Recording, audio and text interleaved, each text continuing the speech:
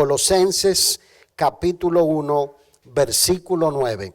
Leo para gloria y honra del Señor, por lo cual también nosotros, desde el día que lo oímos, no cesamos de orar por vosotros y de pedir que seáis llenos del conocimiento de su voluntad en toda sabiduría e inteligencia espiritual, para que andéis como es digno del Señor, agradándole en todo, llevando fruto en toda buena obra y creciendo en el conocimiento de Dios, fortalecidos con todo poder conforme a la potencia de su gloria, para toda paciencia y longanimidad. Diga conmigo, longanimidad. Eso es grandeza de ánimo. Eso es tener soporte cuando estamos pasando tribulación. Con gozo, dando gracias a Dios, gracias al Padre que nos hizo aptos para participar de la herencia de los santos en luz, el cual nos ha librado de la potestad de las tinieblas y trasladado al reino de su amado Hijo, en quien tenemos redención por su sangre, el perdón de pecados. Diga conmigo, redención. Eso significa que el Señor nos ha rescatado de nuestra condición pecaminosa, nos ha rescatado de la mano del diablo por medio de la sangre preciosa de Jesús vertida en la cruz por usted y por mí. Amén. ¿Cuántos son redimidos? Eso significa que usted es perdonado, que usted es acepto, que usted es mirado como justo delante de Dios. Pablo dirige esta carta y cuando la empieza a dirigir dice a los santos y fieles. Y vuelvo, insisto, lo que dije la semana pasada, los santos y fieles son todos aquellos que han sido redimidos, que han sido arrebatados de la mano del diablo. ¿Hay alguien aquí que sea redimido? Entonces usted es un santo y un fiel. En otras palabras, usted tiene una posición legal que Dios ha declarado sobre usted. La Biblia dice que Dios lo ha apartado a usted para ser fiel y para vivir una vida separada para Dios, una vida consagrada para Dios. El otro día mirando un programa de talentos, Dominicana Got Talent. ¿Vio que Dominicana Got Talent? Happy birthday, O sea que vamos a, nada más faltó el gorro de mariachi. Entonces, no nos metamos en eso, que después me lo creo y paso vergüenza. Pero mirando un programa de talentos, miraba yo un joven que decía, crecí en la iglesia. Y cuando crecí en la iglesia me fui de la iglesia porque en la iglesia me apartaron por ser un pecador. Y entonces dijo, pero el mejor pecado que cometí fue tener a mi hijo. Yo dije, cayó en pecado el muchacho. O sea, cometió inmoralidad sexual en la iglesia, embarazó a una muchacha y no pudo cumplir la regla y ahora viene a hacerse la víctima, en buen dominicano, ¿verdad? Víctima. Pero viene a hacerse la víctima de que lo botaron de la iglesia por ser pecador. Entonces, el asunto, y yo desde que lo vi, yo dije, oye, el muchacho tenía talento, pero pudo haberse ahorrado el cuento de la iglesia. El primer pecador soy yo. Porque Pablo dijo que el pecador número uno era él, y por lo cual él daba gloria y honra al Señor, porque aún muerto en delitos y pecados, Dios nos llamó para que nosotros fuésemos considerados aptos y dignos de participar de la herencia celestial. De manera que la iglesia es para los pecadores. ¿Dicen amén? Para los pecadores que vienen y reconocen su condición y entonces le piden perdón al Señor por sus delitos y pecados. Y la Biblia dice que Dios los santifica, los separa. Yo quiero introducir esta carta y me propongo pasar algunos principios importantes de ella. Pero voy a titular esta palabra, tu vida será perfecta. Dígale al que está a su lado calladito, no grite mucho, así dígale, tu vida será perfecta. Y sabe, voy a dar un contexto histórico de esta palabra. ¿Por qué el apóstol Pablo escribe a la iglesia de Colosas? Los eruditos bíblicos, exégetas, o lo que llamarían en inglés scholars, todos concuerdan en un dato histórico, en una tradición histórica, en que Pablo no conocía a los creyentes de esta iglesia de Colosas, porque esta iglesia había sido plantada por uno de sus hijos espirituales llamado Epafras, a quien Pablo probablemente había ganado en Filipo en su segundo o tercer viaje misionero. Nosotros miramos varias semanas atrás que a Pablo se le prohibió predicar la palabra en Asia. Esta ciudad de Colosas se encuentra en Asia. Y luego pudo ir, pero en el momento que escribe esta carta, 60 o 61 de nuestra era después de Cristo, está preso en Roma. Y empiezan a infiltrarse un sinnúmero de individuos a la iglesia de Colosas, plantada por Epafras, que empiezan a enseñar cosas distintas a las que Pablo y los apóstoles del Señor habían sembrado o habían enseñado de los labios de Jesús y de la revelación del Espíritu Santo. Epafras, como sabe que Pablo ha sido bendecido con el conocimiento de la doctrina del Evangelio. Al llegar a Roma, yo no sé si fue preso o fue solamente a consultar al apóstol, va y le cuenta lo que está pasando en la iglesia. Y Pablo entonces escribe la carta para contrarrestar, para oponerse, para sacar a la luz varias de esas enseñanzas falsas que se habían introducido en la iglesia. ¿Por qué esto es importante para nosotros? Porque vivimos la época donde todo el tiempo están surgiendo cultos nuevos, grupos nuevos que se hacen llamar cristianos pero que no lo son.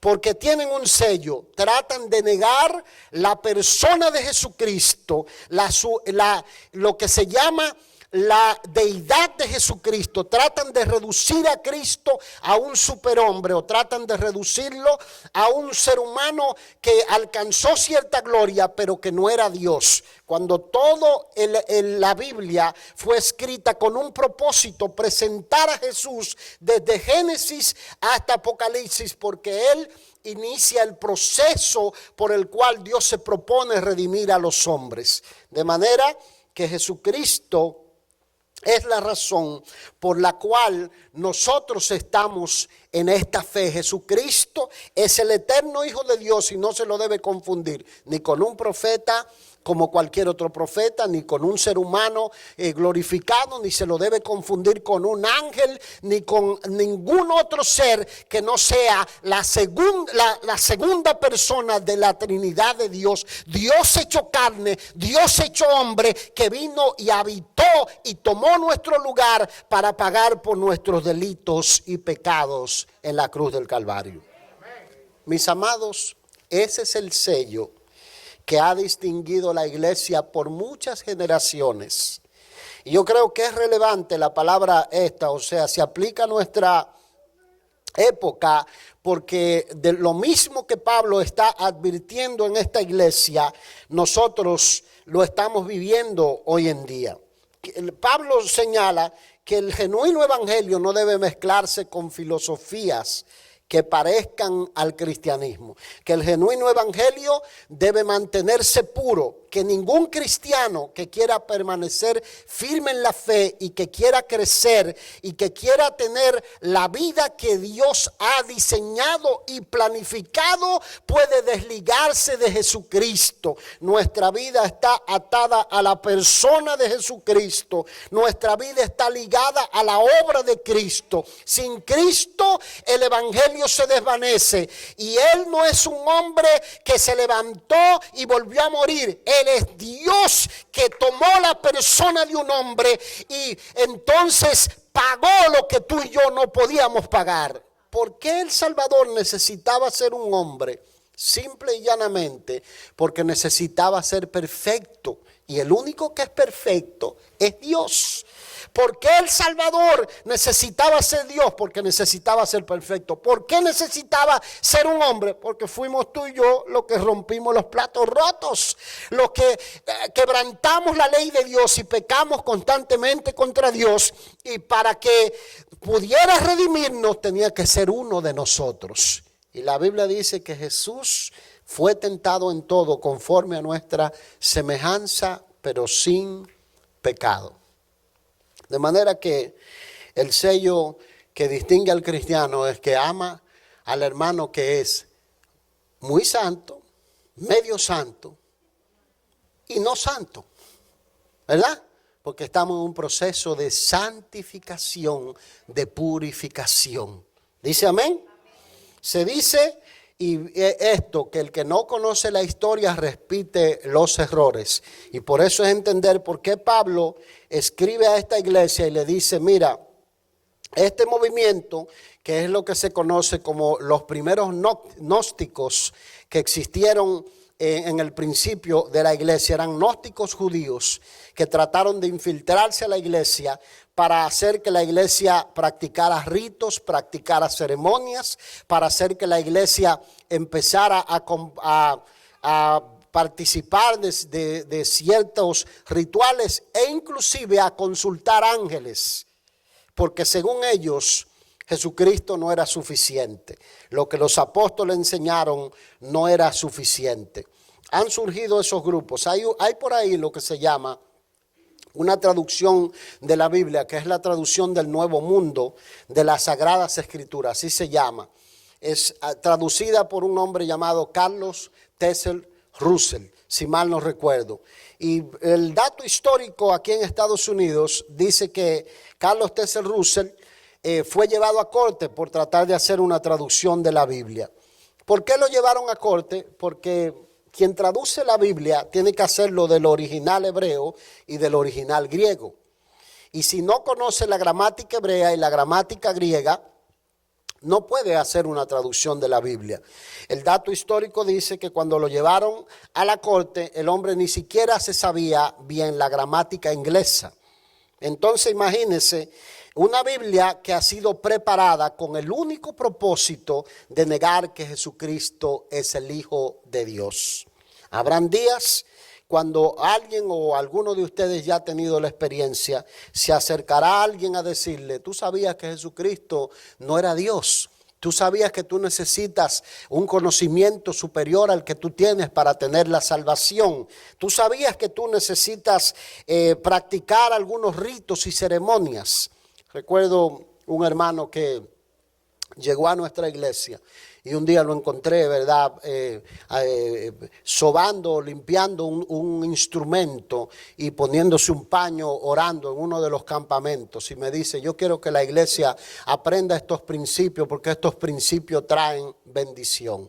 Mire, usted puede ir a la Meca, usted puede ir a Roma, usted puede ir a Jerusalén, usted puede hacer los 21 días de ayuno, usted puede permanecer todos los días 17 horas en trance u 8 horas en trance. Si usted no tiene a Jesucristo como Señor en su vida, si Él no es la razón por la que usted vive y usted no está empapado del amor de Dios, no se vista que no va, no hay bendición que lo vaya a alcanzar. Gloria a Dios. No importa cuán místico usted sea, no importa que usted ande por allí como que lo bautizaron en Limón para que todo el mundo crea que usted es el más santo del mundo. Si usted no está empapado de Cristo, la bendición de Dios no puede fluir sobre su vida. Es como funciona. O sea que el cristiano no necesita buscar ritos, no necesita buscar ceremonias, ni estar sujeto a fiestas del Antiguo Testamento. Lo cual la Biblia dice que son sombras, que eran una especie de preparación que hablaban de la obra que Cristo iba a hacer por nosotros en la cruz del Calvario. Por ejemplo, la fiesta de la Pascua judía indicaba la liberación del pueblo de Israel de la tierra de Egipto y de la libertad del pecado a una redención. Cristo es nuestra Pascua. Cristo ya fue sacrificado por nosotros. Cristo ya murió en la cruz del Calvario. De manera que cada abril y cada Semana Santa nosotros no nos reunimos a celebrar un rito judío. Nos reunimos a celebrar la victoria de Cristo contra el pecado, contra el diablo, contra la enfermedad, contra los que nos mantenía oprimidos, contra la desesperación. ¿De dónde iré cuando pase de este mundo a la eternidad? Porque ya Cristo venció por nosotros la maldición, el pecado, la esclavitud, y nosotros estamos completos, perfectos en Él, que es la cabeza de la iglesia del Señor. Aleluya. De manera que el creyente tiene que permanecer firme en la fe. Y el sello del cristianismo práctico es el amor. Ese es el sello del cristianismo práctico. Yo decía, qué bueno cuando el cristiano es buena gente. Pero qué terrible cuando alguien camina con una Biblia en la mano, va a una iglesia, oiga, es más malo que el mismo diablo cuando usted se lo encuentra por ahí. Y usted va a un lado donde esa persona está y usted dice, yo oigo la musiquita esa de Joy FM sonando. ¿Cuánto oyen Joy FM? Esa es la radio americana que toca música cristiana. Esa la escuchamos los hispanos, lo escuchamos también la escuchan también los hermanos anglos, ¿verdad? O por ahí los que tienen la musiquita y usted escucha la musiquita de fondo y de repente suena el teléfono y dice, amén, en victoria. Y dice, pero ese me estaba maltratando allá afuera ahorita. Y ese no es el cristiano. Qué bueno cuando el cristiano es buena gente. Cuando usted sabe que Cristo habita en él. Ese es el sello del cristianismo. Y Pablo pone el énfasis aquí de que nosotros tenemos que advertir los peligros de vivir una vida llena de ritos, de lo que decimos religiosidad. El cristianismo es que el hombre abandona su sistema de vida pecaminoso y entonces empieza a aprender el sistema de Cristo o el sistema como Cristo vivió, aprender cómo era Cristo para vivir como era Cristo. Y eso es un proceso que dura toda la vida. Y verdad, todos, verdad, algunas veces nos levantamos que comimos alacranes, pero cuando la vida de Cristo está en nosotros, entonces nos arrepentimos. Pero si pasan 20 y tú lo maltratas, eso es que tú necesitas convertirte, nacer de nuevo. Cualquier parecido con la realidad es mera coincidencia, no toque a nadie. No le diga que esto es para usted, esto es para mí, esto es para usted. ¿Dice amén? Entonces el sello del cristianismo es el amor. Y yo he notado que hoy en día han surgido un montón de grupos que quieren confundir la iglesia. Y que te dicen, no, tú tienes que tocar un instrumento todos los días a la que sé yo cuánta de la mañana. Y andar con un hilito rojo colgando en algún lado de las extremidades del cuerpo. O de repente andar con ciertos colores de ropa. O ponerte ciertas cosas que son como si fueran unos agregados a la salvación. Pablo escribe esta carta para advertirnos a nosotros que lo que el creyente necesita es estar firme en la fe y desarrollar y explotar el amor de Dios en la vida suya y en la vida mía. ¿Cuántos necesitan el amor de Dios? Oiga, lo que el creyente más necesita es un bautismo de amor. ¿Dice amén? Después no salga a decir que me está oyendo, no, el pastor Alcántara no cree en los milagros, no cree en las sanidades, no cree en el poder de Dios, él solo predica que hay que amar. No, yo creo en todo lo demás, pero la Biblia dice que habrá un día cuando nos presentaremos delante del Señor y la Biblia dice que no todo el que me dice Señor, Señor, entrará al reino de los cielos, sino el que hace la voluntad de mi Padre que está en los cielos. Y dice, muchos me dirán en aquel día, Señor, no profetizamos en tu nombre, no hicimos milagros y maravillas en tu nombre, y les declararé, apartaos de mí, hacedores de maldad, nunca os conocí. Y lo que Dios quiere es que nosotros le conozcamos a Él y que Él sea conocido de nosotros. ¿Dice amén? ¿Cuántos necesitan un bautismo de amor? Pablo dice, preste oído, habiendo oído de vuestra fe en Cristo Jesús y del amor que tenéis a todos los santos a causa de la esperanza que os está guardada en los cielos, de la cual habéis ya oído por la palabra verdadera del Evangelio, que ha llegado hasta vosotros, así como a todo el mundo, y lleva fruto y crece también en vosotros desde el día que oísteis y conocisteis la gracia de Dios en verdad. Note aquí un elemento. Dice aquí que la palabra del evangelio fue extendida a todo el mundo. En otras palabras, todos los creyentes de todas las edades y en todos los rincones del mundo son distinguidos por un sello. Identifican que su salvación se encuentra en la obra de Cristo, en lo que Jesús hizo, y están llenos del amor de Dios para todos los hermanos. Y mayormente dice aquí, con todos los santos. Y la palabra del Señor nos dice que hagamos bien a todos, pero mayormente a los de la familia de la fe. ¿Verdad que sí? O sea, el sello del creyente es que está lleno del amor de Dios. El cristiano verdadero tiene amor por todas las personas, pero mucho más para los hermanos en la fe. ¿Dice amén? Porque es con quien usted se desarrolla. Por eso es que Pablo pone el énfasis en cada una de sus cartas y dice a los santos y fieles. Su vida espiritual, la vida de su familia, está atada a la hermandad de una congregación que usted aprende a conocer, que usted aprende a amar, que se vuelve su familia de fe y que usted aprende a orar por ellos, a amarlos según los defectos y las flaquezas que tienen y le pasa por alto las flaquezas, si no, no sería posible ser parte de una familia de fe. De manera que hay algo que yo quiero que usted entienda. Porque vivimos la época del victimario, de las víctimas. Vivimos la época de las víctimas. Todos crecimos con bullying. ¿Dicen que no? Todos crecimos con bullying. ¿Verdad? Todos nos hicieron bullying.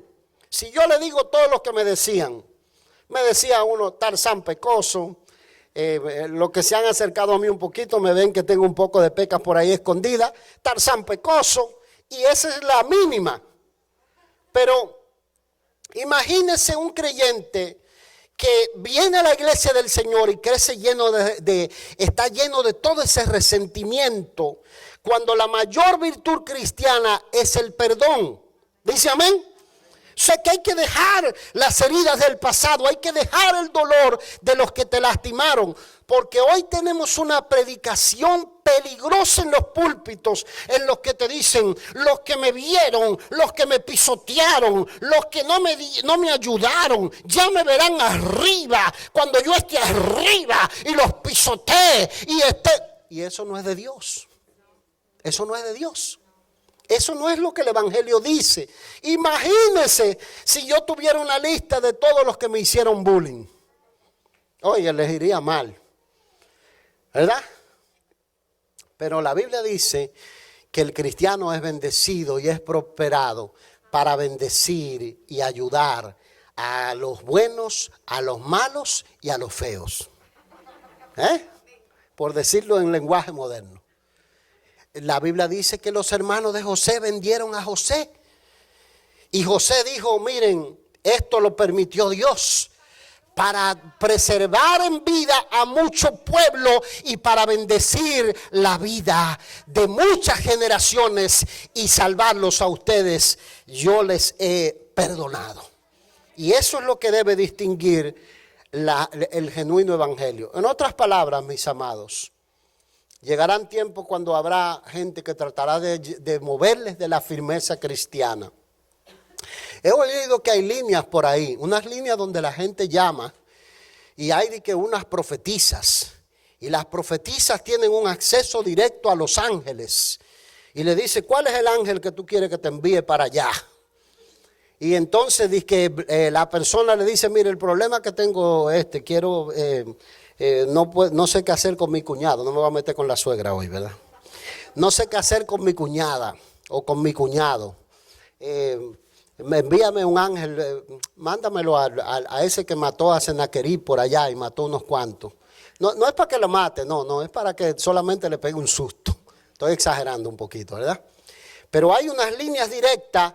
Porque la gente va detrás de lo fantástico, detrás de lo extraordinario, detrás de que le hagan algún rito o que no sé, algún sobo especial que lo coloque en conexión directa. Yo no sé dónde encontraron esa conexión directa, pero el apóstol Pablo pone énfasis aquí, dice, miren, la palabra del evangelio que ustedes recibieron enseña una cosa, que Jesucristo es la suprema autoridad y que a Él están sujetos ángeles, principados, potestades, dominio, y que Él es la cabeza de la iglesia, la cual es su cuerpo, y donde está la cabeza está el cuerpo. En la posición de dominio se encuentra también la iglesia del Señor, de manera que lo único que ustedes tienen que hacer cuando tienen batallas espirituales es doblar la rodilla, humillarse delante de la poderosa mano de Dios para que Él os exalte cuando fuere tiempo. Y esa es la firmeza que el creyente necesita. Por lo tanto, mis amados, no hay un evangelio para un grupo y otro evangelio para otro grupo. Hay un solo evangelio. El evangelio de la gracia de Dios que se ha divulgado a todos los hombres. Algo que yo he aprendido, y voy a escandalizar a algunos al decir esto, es que hubo montones hasta que llegara 1517 que se produjo la Reforma Protestante, porque Lutero protestó contra la explotación del pueblo alemán por los vendedores de indulgencia. Había cantidades de creyentes que no conocían todos los detalles, pero que tenían la fe puesta en Jesucristo, el Hijo de Dios. Por eso es que yo prefiero a un buen católico más que a un fanático de los que están enseñando cosas raras en estos días. Porque el buen católico por lo menos sabe que la salvación es de Jesucristo y que fuera de Cristo no hay esperanza. Y aunque sea en el último momento, va a llamar al cura o va a llamar al cuñado o al hermano o al primo que tiene cristiano y le va a decir: yo quiero que ores por mí porque quiero que mi alma esté asegurada cuando yo entre de este mundo a la eternidad. Pero el que vive en ritos y ceremonias le vive agregando cosas a la salvación.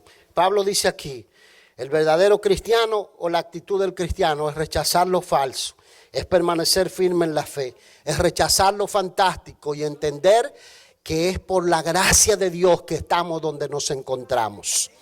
Al hablarle a la iglesia de los Efesios, que los eruditos creen que es una de las cartas que Pablo menciona en Colosas, y dice que él manda y dice: esta carta léanla a la iglesia de Colosas, a todos los hermanos, y después léanla a los de la Odisea. Y algunos eruditos creen que la carta a la de la Odisea es la carta a los Efesios. Y a los Efesios le dice: Él les dio vida a ustedes cuando estaban muertos en delitos y pecados, estando en la enemistad, estando en la incircuncisión de vuestra mente. Pero por gracia sois salvos por medio de la fe, y esto no es de vosotros, sino que es un don de Dios. De manera que la salvación del creyente se encuentra en la gracia de Dios. Necesitamos gracia para vivir la vida cristiana.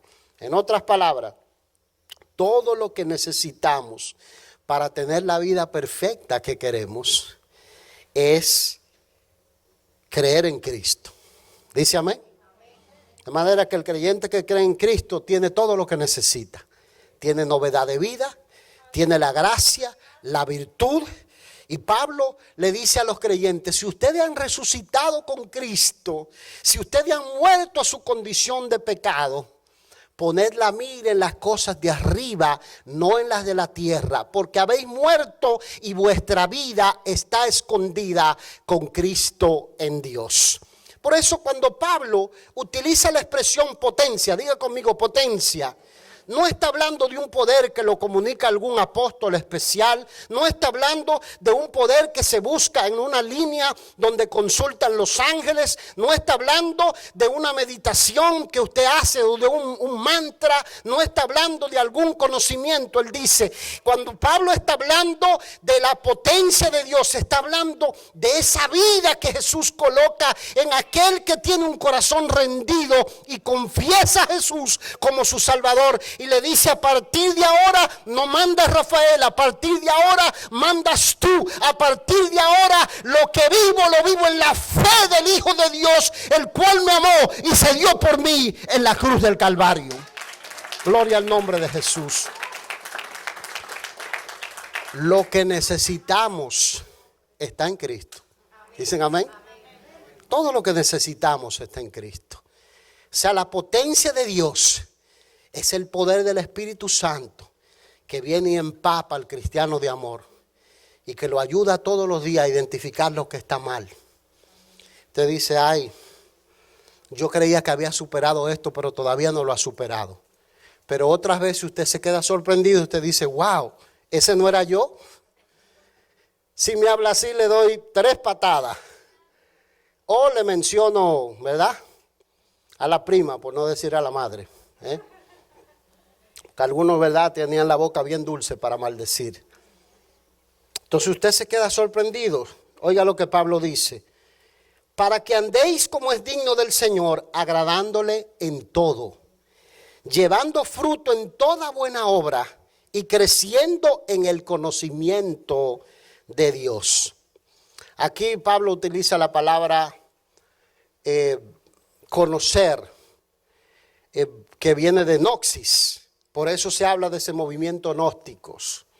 ¿Verdad? Hay muchos cristianos místicos, gnósticos y diabólicos que se hacen pasar por cristianos. Entonces de esos tenemos que cuidarnos. De esos que te dicen, no, mira, por allí escribió uno un libro nuevo. Y el libro nuevo enseña cómo fue que la serpiente, Adán y Eva, se enredaron en una fiesta por allá. Y la Biblia no habla de tal fiesta.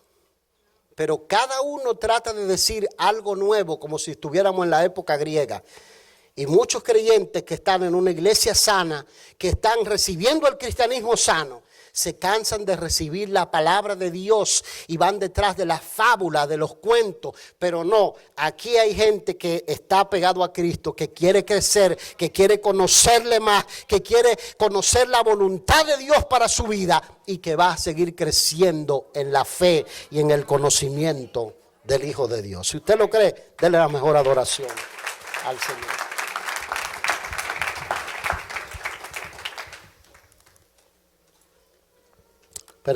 Pablo dice, fortalecidos con poder conforme a la potencia de su gloria para toda paciencia y longanimidad.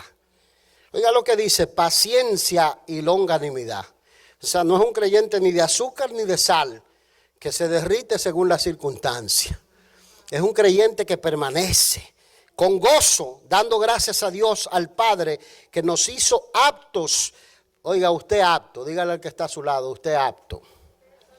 En otras palabras, usted tiene la capacidad de parte de Dios. Usted ha sido dotado de lo necesario. Usted va a terminar la carrera de la fe. Usted va a ver la obra de Cristo completada. Usted va a ver sus oraciones respondidas, porque Dios lo ha llenado de longanimidad, de paciencia, de mansedumbre, de templanza. Dios lo ha dotado de la capacidad necesaria para vivir la vida cristiana y ver la obra de Dios concretada en su vida y en su familia. Aleluya. Gloria a Dios. De manera que la fe en Cristo nos pone en una relación con Dios, en una relación directa con Dios. No necesitamos consultar a nada. Mire, yo he sido bendecido con la oración de algunos siervos del Señor. ¿Por qué no decir que no? Pero yo no soy de esa gente que viene el apóstol de la hora y salen huyendo, de que para que le pasen, yo no sé qué es lo que le van a pasar. Yo no soy de ese tipo de gente, porque yo creo que el cristiano tiene que pasar por procesos.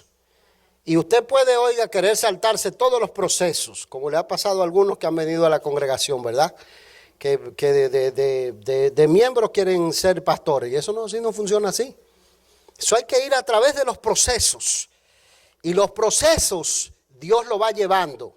Y no importa que ore por usted, Benihim, o que ore quien ore por usted. Si usted no ha pasado por los procesos, olvídese que Dios dice, no, mira, todavía te falta cruzar el desierto del Arabá y después entonces vamos a enfrentar los amonitas y después entonces nos vamos a enfrentar con los gigantes que están allá en Jericó y después entonces es que vamos a conquistar tu Canaán, pero tienes que pasar por los procesos.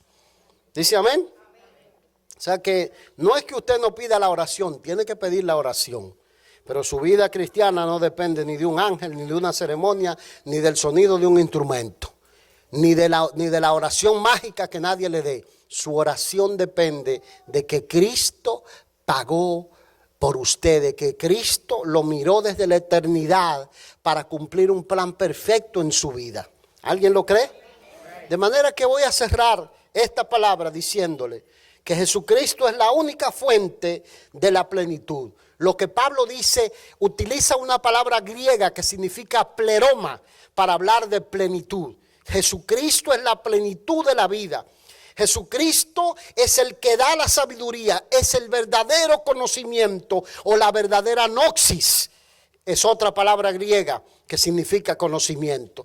Jesucristo es, versículo 15, Él es la imagen del Dios invisible, el primogénito de toda creación, porque en Él fueron creadas todas las cosas, las que hay en los cielos y las que hay en la tierra, visibles e invisibles, sean tronos, sean dominios, sean principados, sean potestades. Todo fue creado por medio de Él y para Él. Y Él es antes de todas las cosas, y todas las cosas en Él subsisten. Y Él es la cabeza del cuerpo, que es la iglesia. Él que es el principio, el primogénito de entre todos los muertos, para que en todo tenga la preeminencia. Por cuanto agradó al Padre que en Él habitase toda la plenitud, por medio de Él, y por medio de Él reconciliar consigo todas las cosas, así las que están en la tierra como las que están en los cielos, haciendo la paz mediante la sangre de su cruz. En otras palabras, preste oído, y quiero que esto se le quede en el corazón, porque esto nos da firmeza de que estamos seguros en Dios, de que Dios no va a cambiar de parecer en el día de mañana con respecto a usted y con respecto a mí, de que Dios no nos va a soltar y un día se va a olvidar de nosotros y nos vamos a perder o vamos a caminar con incertidumbre en delitos y pecados, sino que Dios tiene un plan concretado, un plan perfecto. Dios ha planificado cada detalle en la vida de los que amó desde la eternidad para que su plan eterno se cumpla en nuestras vidas. Cristo Jesús es la imagen del Dios invisible. Él lo dijo. Él dijo, antes que Abraham fuese yo soy. El que me ha visto a mí, ha visto al Padre, le dijo a los discípulos. Porque Él es la plenitud de la deidad. Él nos mostró que Él no rechazó a ningún ser humano, que Él estuvo dispuesto a ministrar a todos los hombres que tenía dominio sobre el mar, sobre el viento, sobre todo lo que había.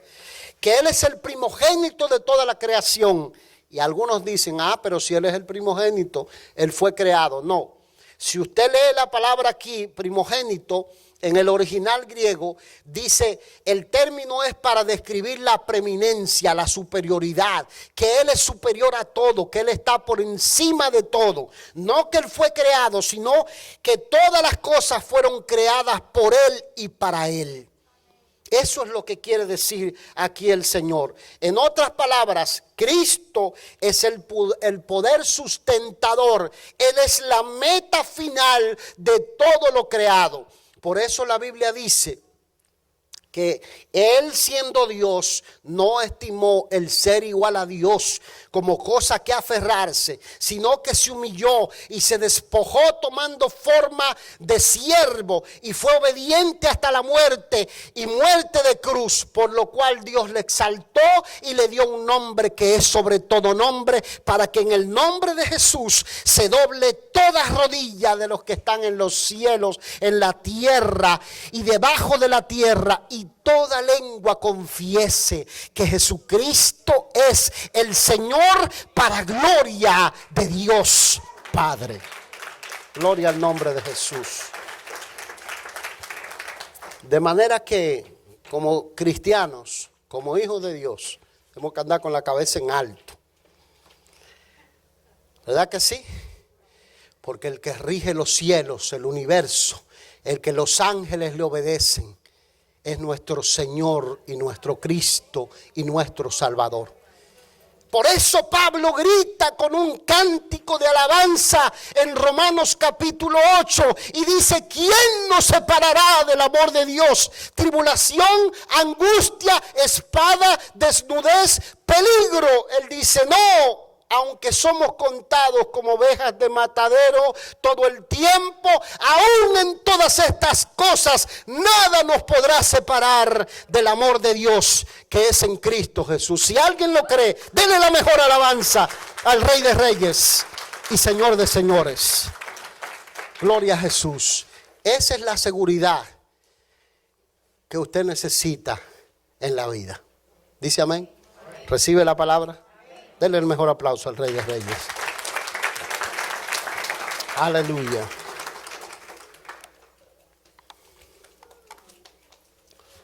Cierre sus ojos, por favor, y déjeme dirigir un último pensamiento a su corazón mientras nos preparamos para orar, nos preparamos para bendecir el nombre del Señor y cerramos este tiempo de adoración.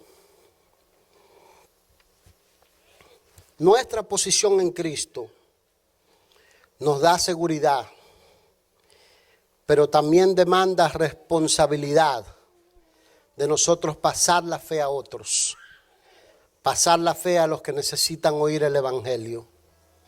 Mientras nosotros nos preparamos para entrar mañana en nuestro ayuno de 21 días, 3 semanas en la presencia del Señor, yo quiero que usted entienda que el ayuno es un instrumento de humillación, no es un rito agregado a la salvación, es un instrumento de humillación, es un arma de guerra espiritual que Dios nos ha dado para nosotros someter la voluntad al control del Espíritu Santo.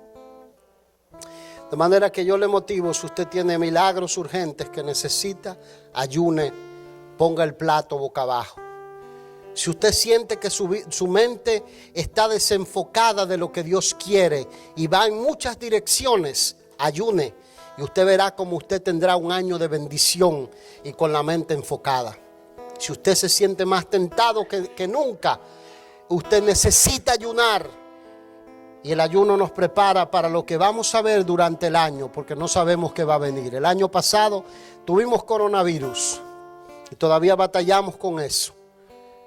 Pero lo que sea que venga está en control del dueño y Señor del universo. Así que oramos, quiero orar sobre usted, quiero orar por los que van a entrar en ayuno, por los que están pensando, por los que están indecisos, por los que no lo pueden hacer por condiciones de salud.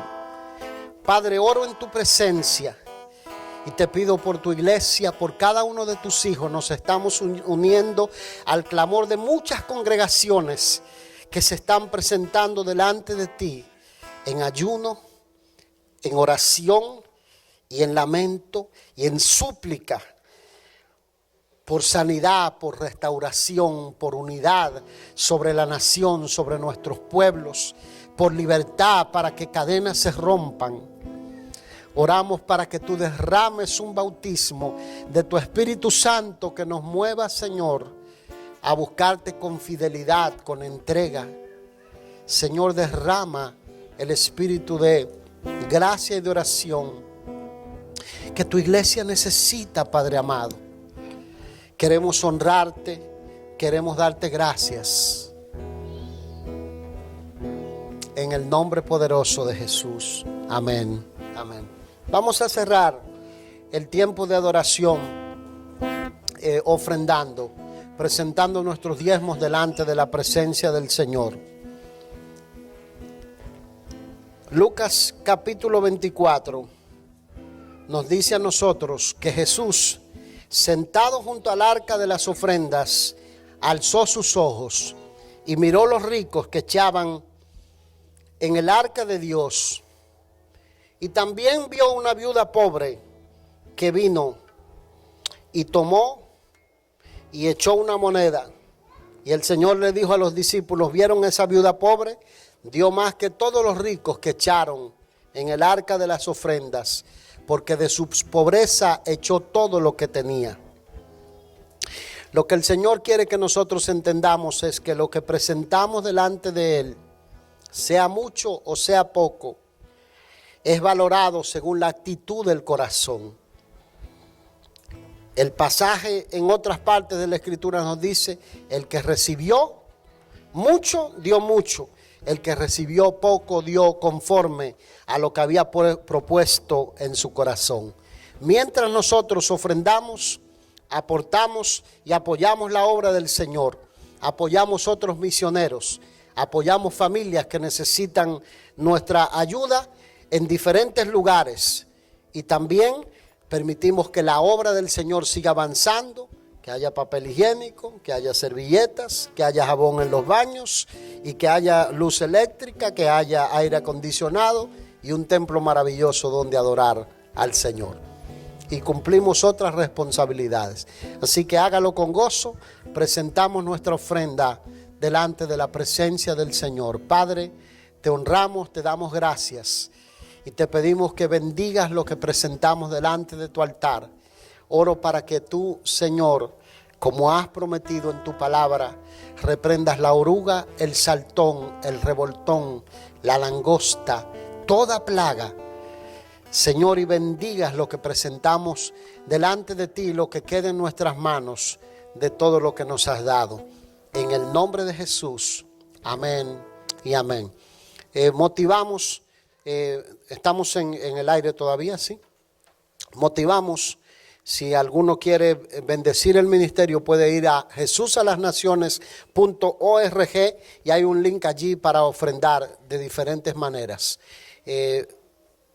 Por lo demás, si vamos a mantenernos comunicando con los hermanos durante este ayuno de 21 días y vamos a tratar de mantener una guía. Si usted necesita guía, mande por favor mensaje. Yo les respondo cuando termine el ayuno, ¿verdad?